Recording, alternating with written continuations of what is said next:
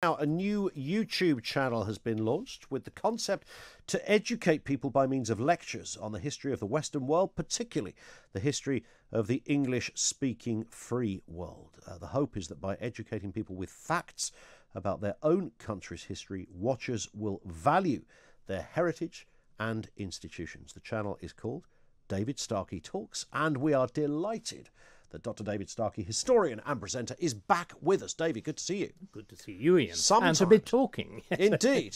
See, sometimes we have guests in, and you know they can leave with the tail between their legs and never seen again.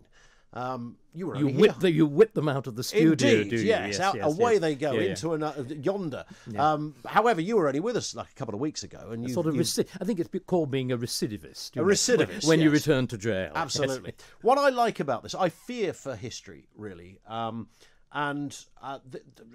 remember as a kid somebody telling me what revisionism was, and thinking to myself this kind of notional idea that people, retell history with either untruths or hyperbole, or it's gone down the Orwellian hole, etc. And that was kind of just a bit of a concept thing. And as we sit here today in this curious world we live in, I sense there's quite a lot of very real revisionism going on. In many, many different ways. I think there's revisionism, and there is something else which is called cancelling. Yeah. Cancelling our past. I mean, revisionism I always used to call the theory that the moon is made of green cheese. Sure. And there is that sort of nonsense, Henry VIII was a sweet and gentle person, that kind of silliness.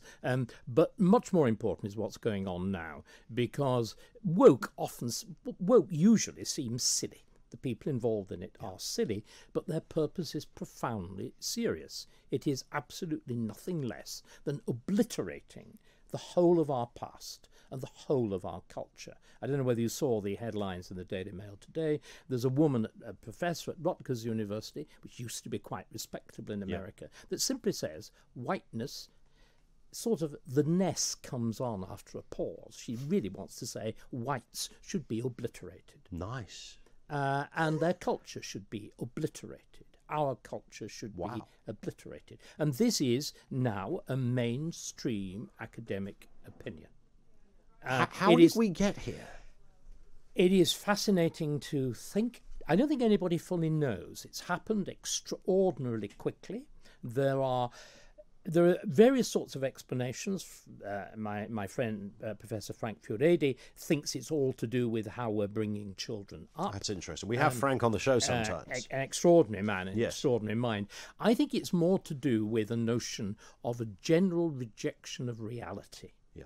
The notion that there's something out there that's real. Instead, everything's inside here. Mm-hmm. And of course, the most extreme, obvious example of it, with again a direct academic implication, is the business of trans.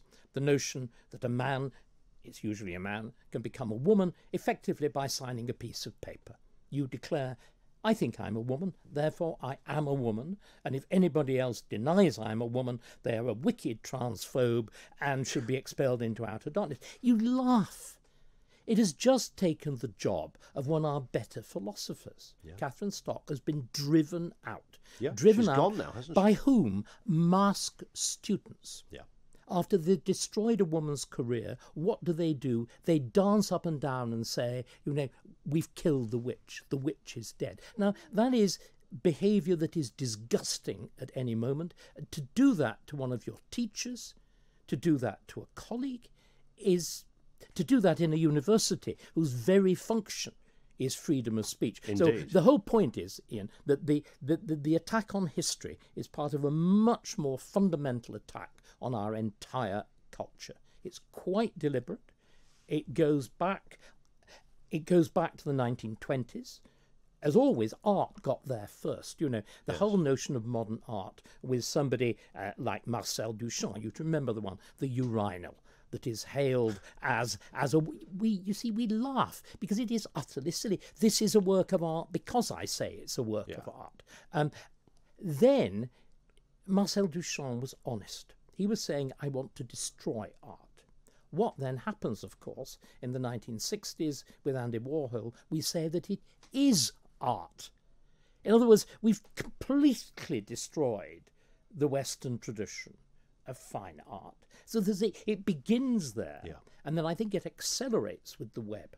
The reason that it accelerates with the web is that the web creates a virtual world, an unreal world. Indeed. It's no accident that we've just heard today that Facebook is about to rename itself Meta. That's right. And you will experience the world not because it's real, but because you put a series of special specs on. Yes. So you imagine you're seeing things. So what we've done, we've destroyed a notion that there really is an external reality. Do you know what? There's wonderful.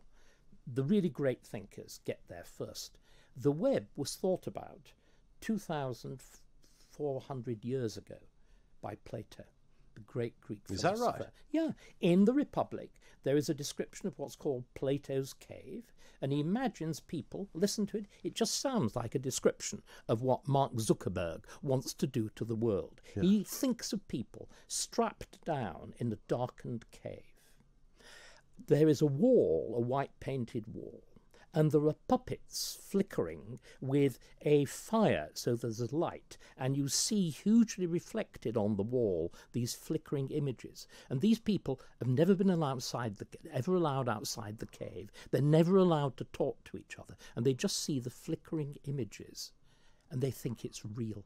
Now that's 2,400 years ago.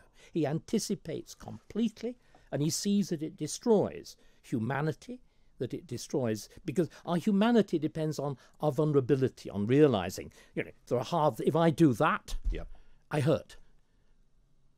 It's real. Absolutely. I can't change it. And what I'm trying to do is to bring that sense of reality, the real world, the former real world, the world that we spring out of, the past, to people, to use the new media, in other words, to do good. I'm being awfully pietistic, to do good rather than bad. It's interesting that there's a journalist called Barry Weiss, I don't know if you're familiar with her work, and she of course suffered from this very issue, wrote for one of the big American... the New York Times. The New York Times, and found herself out, as it were, similar thing. And she made the very succinct and rather astute comment that the supreme editor, she felt, of her newspaper was Twitter. Quite. Playing to that particular gallery. Almost specifically obsessed, it seems, with race more than anything else, which is why I always find it extraordinary when people talk about slavery. This comes up. I understand that part of history. It was very dark and awful, and nobody would wish to suggest otherwise. But of course, it also chimed with lots of other very, very terrible things. And if you were part of the proletariat in the 1600s, your life wasn't good regardless of what colour you happened to be. If you were a kid or a woman, life was pretty darn horrendous, and if you were a bloke, it wasn't much better either. That's right. I mean, people seem to think that the horrors of slavery were unique horrors. I mean, right, let's just look at it. In the 18th century, the last great age of slavery, the only period when Britain is the principal slaving power. Before, of course, we're unique in actually abolishing the thing, right? Everybody else had slavery. Britain's unique in actually having it and then abolishing it. Completely pioneering, the first civilization to do so. And of course, we're able to do it because industrialization makes slavery redundant, as well as the moral campaign. But do you know what? Right, supposing you're on trial in the 18th century, and nowadays you still have to do it to plead guilty or not guilty. There was a very strong argument in the 18th century for refusing, if you knew you were going to be found guilty, for refusing to plead. Because if you were convicted of most crimes that were felonies, theft, murder, whatever, not only were you executed for stealing sixpence, but you were also had all your property confiscated. So people refused to plead. What's done to them? Go on. You are stripped. You are tied down on a stone pavement. A heavy board is put upon you, and you are slowly pressed to death with heavy weights. What happens? It's not nice. Not nice. What happens to a woman who is convicted of murdering her husband?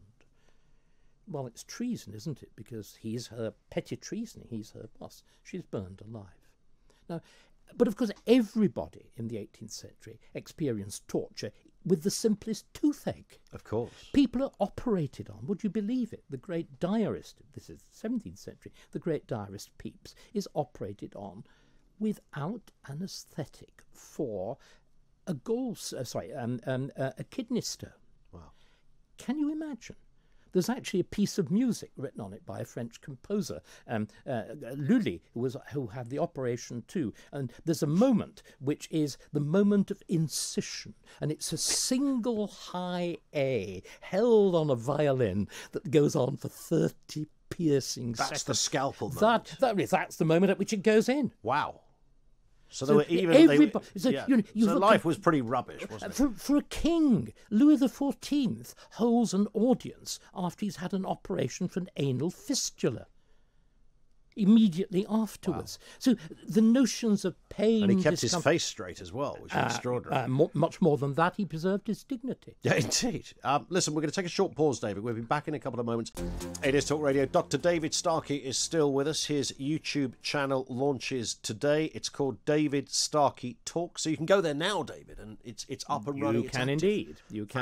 We'll be sending out videos at hourly intervals today and through into this evening. So you've been recording these? I've been doing. I created a nice little studio. It's so easy nowadays. Nice little studio at home. And to begin with, I found it quite difficult because even when you do TV, you've got a cameraman there, and you're really talking to him. Just talking to that little camera there and that microphone and the red light is quite difficult. Then. You learn to enjoy it, and you learn to treat it as a friend. That's good. And you look at it eye to eye, and you talk to it like a friend, which is what I'm trying to do, or possibly even talk to it like a student. I mean, the room is very interesting. This business of place. You and I met in that romantic moment on Sevenoaks Station in this room. There's going to be a blue plaque there at some point. There'll be a blue plaque there. There'll be a statue of two elderly gentlemen embracing each Absolutely, other. yes. That's the elderly, Starkey. Come on. There we are. But the room has got furniture that I had in my rooms at Cambridge. It's got a table lamp there that I bought when I was a research student and then a research fellow. It was one of the first things this is in the 1970s. Wow. Countless generations of students have sat in front of that thing. Fantastic. And there's a real pleasure. It appears behind me as I talk, and there's a kind of little glow comes out of it. And there's a bit of sentimentality, there's a little bit of nostalgia, but there's none in the content of the station. I'm trying to do proper history. Yes. So, I mean, a lot of new audiences who aren't necessarily familiar with, your work is so varied, both in terms of as a historian, your work in television and radio, and you're controversial to some people. I don't happen to think you are controversial. I say that kindly. I think you're a man that speaks your mind. My former colleague Ed Pierce, the late Ed Pierce, on the Moral Maze, had a wonderful formula for me. He said, "David, you are capable of framing the most reasonable position in a language which makes it sound extreme." Yes. That's great. I like that. But there is this, a new audience might have discovered you because of some of your more recent views on the kind of upside down, topsy-turvy world we are in. And we were just talking about the way that history is almost rewritten by some, but certainly huge parts of it omitted by others. That seems to be almost a national sport. We'll just talk about one injustice. We won't talk about all the others. We'll try and correlate anything we can, whether it's a statue or a piece of art, an old tea shop somewhere, and we'll find a link to something really bad, and probably slavery, even though if we wanted to, it would take 5 minutes to go to a place like York or Canterbury and correlate an injustice with all manner of other issues. If that's the way life is, right? Of course it is. That wouldn't be hard to do. Have you managed in any way to weave in your more kind of recent areas of interest into what you're doing with this channel? Very definitely. One of the videos, I'm sorry, I haven't got fixed into my head, it's very bad, the exact order in which they're coming out, but I've been doing videos on statues. This area, where we're dragging them down and chucking them in the river, at least if they're in the harbour, at least if they're in Bristol with poor old Colston. The first video that I did, and the statue involved is very near here, it's just across the river in Guildhall, is a man called William Beckford. And there's no doubt William Beckford was a slaver. He was a major slave owner in the West Indies. But that's not why he gets a statue. There's this notion we erected statues to slave traders. This is a deranged notion. Of course, you don't erect a Similarly with Colston. Exactly. Colston's a really good story. Do you know what the statue's put up 150 odd years after he's dead? Why? Because Bristol was going down the tubes. In the late, it hadn't flourished in the way that Glasgow and Manchester and Liverpool had done in the late 19th century. So you have a big exhibition in Bristol, and you use Colston because of his huge philanthropy as a kind of wake-up call to local businessmen, saying, A, pull your finger out as businessmen, and B, redevelop the town, bring us into the 19th century. Yeah. That's why the statue is there. Why is the statue of Beckford in town? I didn't read that in The Guardian, by the way. And isn't it odd? Strange, isn't it very strange? They missed that they bit do in the contrive, even when alleged historians comment on it, these facts are never mentioned. Beckford's statue is the same. Do you know what appears on it? The statue of a slaver. A speech in favour of liberty. One of the greatest speeches of the 18th century in favour of liberty. So there is, given to King George III, threatening George III effectively with deposition. Wow. That's why there is this, the statue is erected. That's why on it is this speech in letters of gold. So we've got this extraordinary paradox here. On the one hand, this man is a slaver. On the other hand, he is a pioneering campaigner for the role of ordinary people in politics, for a reduction in the property qualifications for the franchise. He believed in universal franchise. He's a passionate campaigner for the freedom of the House of Commons. You see what I mean? It's this. The history is complicated. Of course. You can't just do tick boxes. This man good, that man bad. Should it be written that he was also a slave? Should there be a reference? Of course it should be. Of course it should be. In the days when I was on the Blue Plaque Committee, the Blue Plaque Committee is the I most... didn't know you were on the Blue Plaque Committee. Oh, yeah. What a fantastic committee to be on. Well, it really was for a period, and then it became woke like everything else. And it became the Bright Pink Plaques Committee, you know. But there was this wonderful moment on it when we had this very simple-minded view, which we'd inherited from the 19th century, that you only gave plaques to good people. I pointed out very few people were wholly good. So we had this debate about, for example, Ezra Pound, who is a very great poet, but he was also a fascist. And the rest of my committee said, oh, we can't possibly give him a plaque. Oh, he's the man who shapes the T.S. Eliot's Wasteland. So what did Starkey say? He said, why don't we put on the plaque poet and fascist?